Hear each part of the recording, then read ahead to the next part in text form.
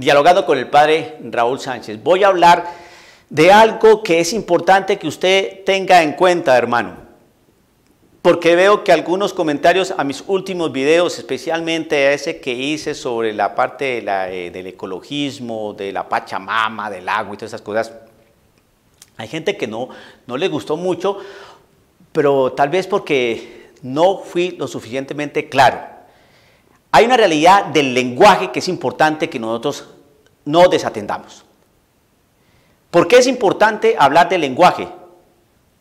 Porque esto no es algo que tenga que ver necesariamente con la lengua hispana, con las clases de español, de literatura, ni de nada de estas cosas. No. Es porque al cambiar el sentido de las palabras, se va cambiando el sentido de las concepciones, de las ideologías, de la cultura, de la manera de pensar, de las cosmovisiones de una sociedad. Y entonces, en la medida que vamos cambiando los conceptos de las palabras, pues esos conceptos de esas palabras van creando maneras distintas de pensar como se han venido entendiendo. Entonces, la sociedad va cambiando y va trastocando y va haciendo transposición de valores y enfoques que se han venido entendiendo a lo largo de los siglos, ¿no? Y como el lenguaje es una realidad dinámica, viva, ¿no? Hoy una palabra dice una cosa y pasado mañana está diciendo otra. Pero otra cuestión es el cambio semántico, es decir, el cambio del sentido de la palabra. Si matrimonio es la unión entre hombre y mujer que conforma una comunidad de vida y amor, donde los esposos se tienen que amar y van a tener hijos y van a tener que educar a esa prole, eso es matrimonio. Y cuando se sabe la raíz de la palabra matrimonio, que viene de matriz viene de madre, porque la madre es la que tiene la matriz, ¿no? Y la madre es la que engendra a los hijos, la que da a luz los hijos, las que los lleva en su vientre. Entonces, por eso se dice madre. La madre está encargada de esto, por eso madre. Patrimonio. Matrimonio, ya sabe por qué matrimonio. Patrimonio viene de algo como económico, algo de bienes materiales. Pues el padre se iba a cazar, a pescar y a traer el sustento, a traer el patrimonio, lo que tenía el padre, su deber como padre. Bien, pues en la medida que vamos cambiando el concepto de matrimonio, entonces ya no va a ser hombre y mujer, sino hombre con hombre, o mujer con mujer, o 3 hombres con 3 mujeres, o 4 hombres con 2 niños, porque lo importante es que todos nos amemos y no le hagamos mal a nadie, porque así son las cosas.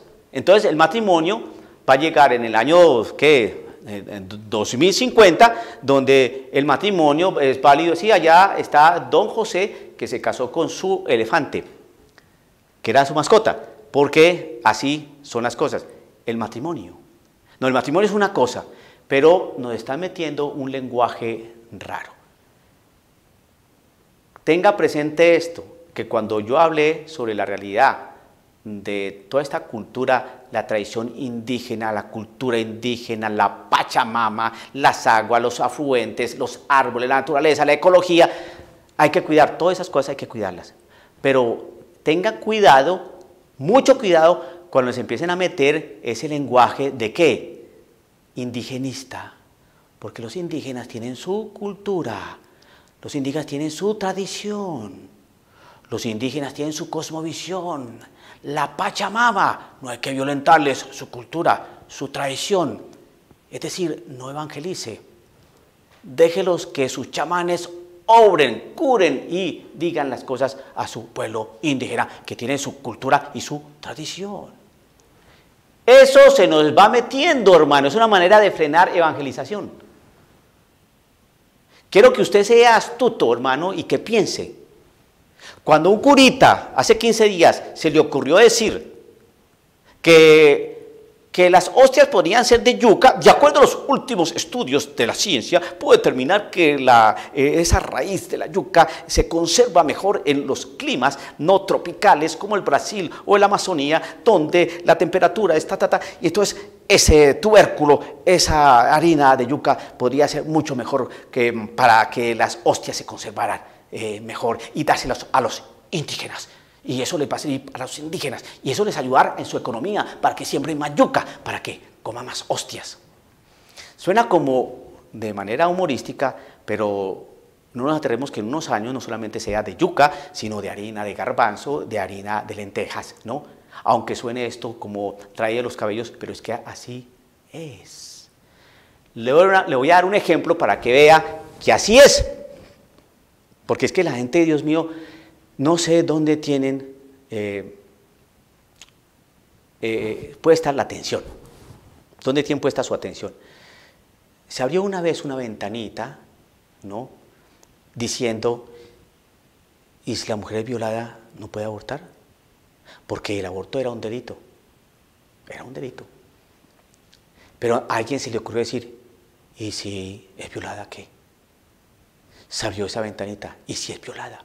Empezaron a meter una palabra, ¿y si es violada? Violada, violada, por el mujer, no, si es violada, y se abrió esa ventanita.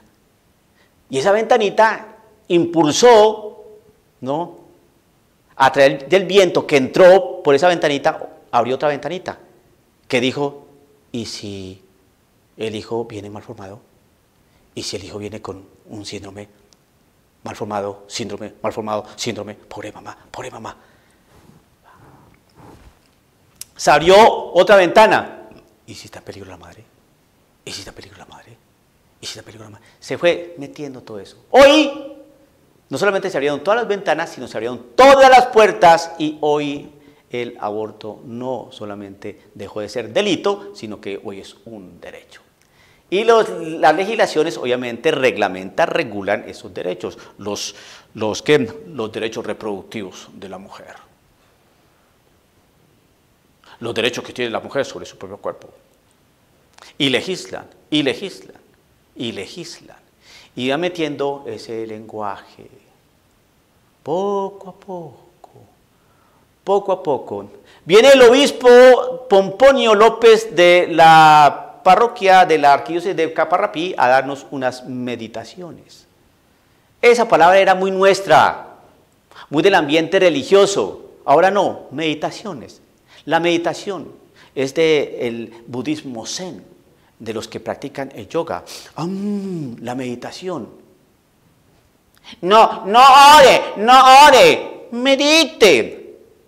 Si usted se va a dirigir a un grupo de jóvenes que no superan los 20 años, diga usted la palabra meditación, a ver qué le van a entender. ¿Van a entender otra cosa? Entonces, estas cosas, estas palabras, estos cambios semánticos, ¿qué es lo que generan? Y ahí es donde está el problema, porque esto no es una clase de español. Es que al cambiar el concepto de las palabras, al cambiar el significado de las palabras, más bien, al cambiar el significado de las palabras, van cambiando las maneras de entender las cosas, se van cambiando los enfoques, se van cambiando sociedades, se van cambiando culturas. Y lo que en un tiempo fue, ya no es.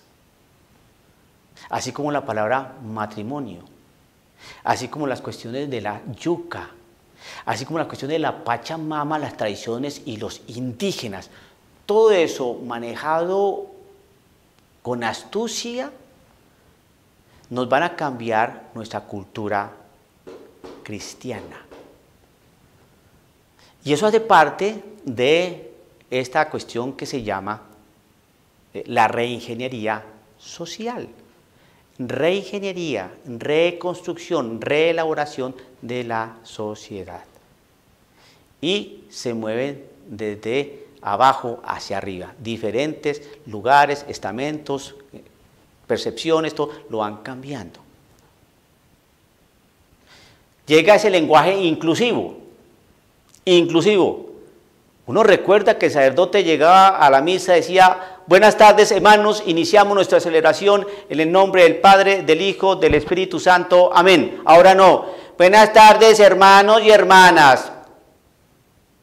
Llega uno a una escuela, a un colegio: buenas tardes, niños y niñas. Llega uno a la palabra del Señor, dejad que los niños vengan a mí. Los niños.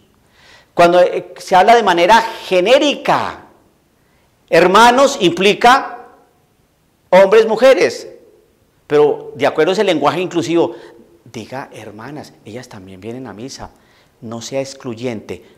¿O es que acaso usted qué es?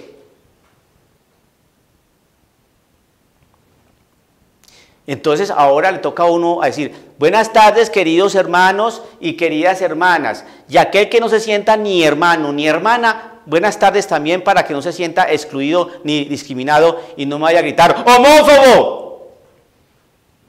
Esto que estoy diciendo de manera caricaturesca es una posibilidad real, muy real, de lo que pueda suceder en nuestra manera de comunicar.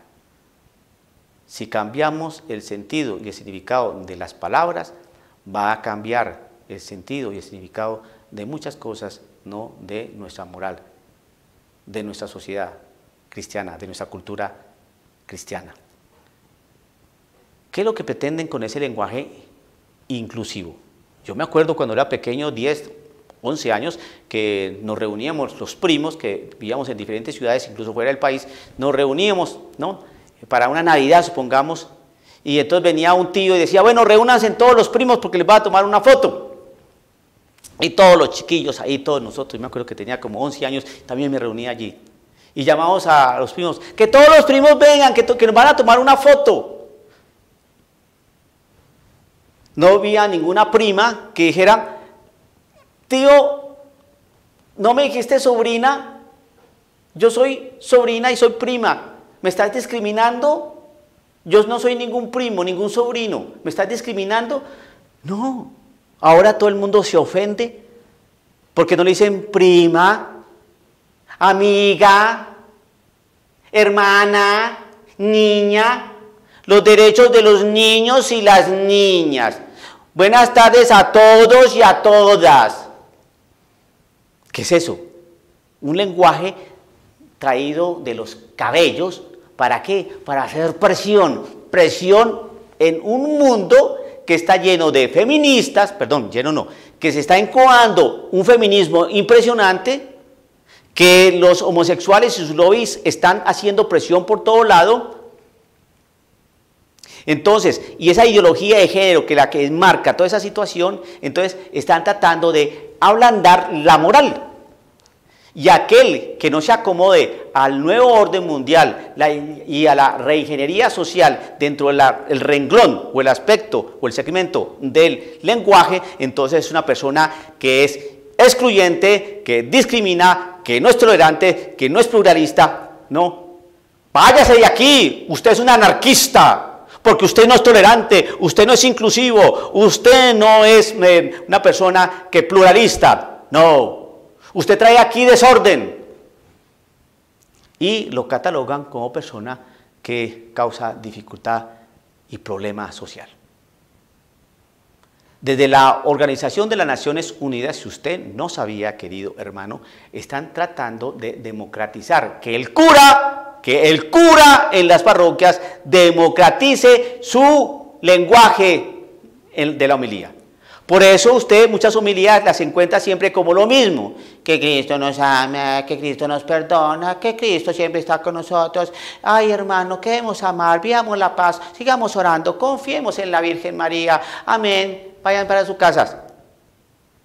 Porque eso no incomoda, eso no molesta, eso no causa ningún tipo de inquietud.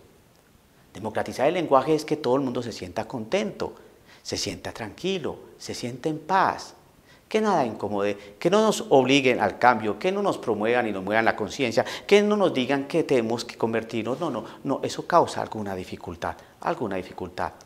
No se le ocurra decir ni mencionar por ningún lado el texto de Corintios cuando habla que no entrarán al reino de los cielos ni los afeminados, ni los homosexuales, ni los que practican relaciones sexuales prohibidas, ni que los borrachos, ni que no diga eso, por favor, porque nos van a demandar.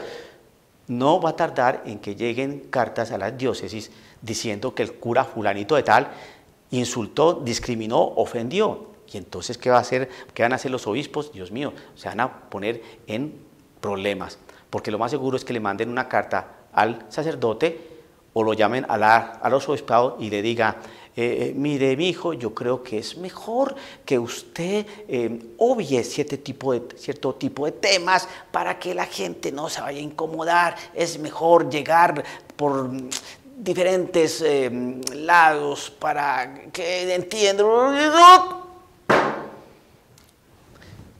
Y la verdad del Evangelio, que esa palabra que dice que tú sí sea sí y tú no sea no, ¿dónde quedó? Ese lenguaje inclusivo, esa semántica que nos están metiendo, esa manera de hablarnos, hace parte de lo que se llama reingeniería social, dentro de un contexto llamado Nuevo Orden Mundial. Yo cuando leí por primera vez la cuestión de reingeniería social y Nuevo Orden Mundial, yo me imaginé que estaba dentro de un ambiente de los reptilianos, ¿no? Y yo no sé qué sectas y cosas masónicas, como cosas eso de la conspiración y todo ese cuento que yo le rehuyo a ese tipo de cosas.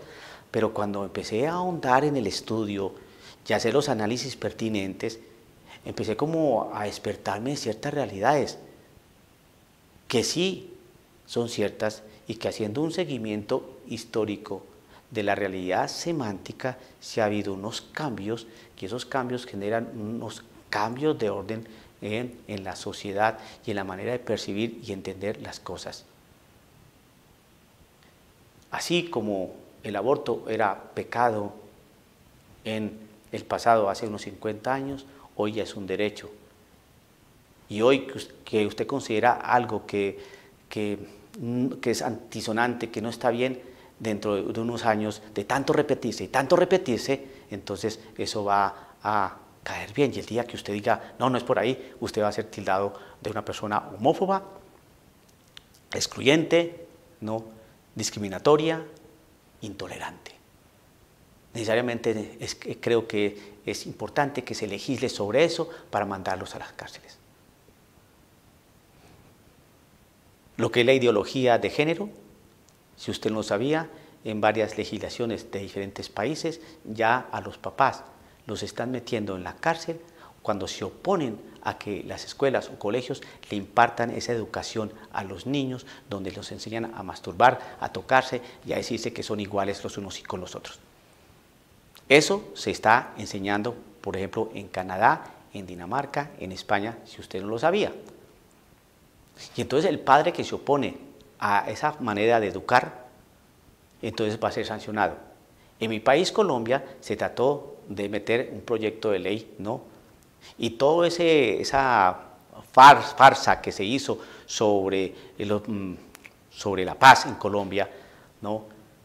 Sobre este gran proyecto de paz de Colombia con la guerrilla, ¿no? Se lograron en unos acuerdos, ¿no? Todos basados en la ideología de género. Eso fue una basura. Ahorita, ¿cómo está mi país? ¿Están en paz? A ver si están en paz. ¿Se volvieron a echar bala? ¿Y todos esos procesos de paz en qué quedaron? Están sustentados bajo una realidad de la ideología de género y la gente todavía no despierta. Y todo a través de lenguajes y todo a través de eufemismos. Y por eso, cuando yo hablo de los indigenistas, de su cultura, de la yuca y todo, eso tiene su razón, porque esas cosas no se dicen así porque sí, no. Si son maneras de empezar a tocar para que se abran las ventanas, y eso tarda algunos años, pero se abren. Y una vez abiertas las ventanas, se abren las puertas, como se abrió con ¿y si la mujer es violada? ¿Y si la mujer es violada? Así como se abrió en aquella época, en los años 60, ya estamos en el 2019, vamos a mirar qué pasa en el futuro. No se deje engañar. Póngale mucha atención a cómo le están hablando a usted en las parroquias, qué es lo que está diciendo el curita, cómo los está saludando y usted se va dando cuenta en qué estamos cayendo. Dialogando con el padre Raúl Sánchez.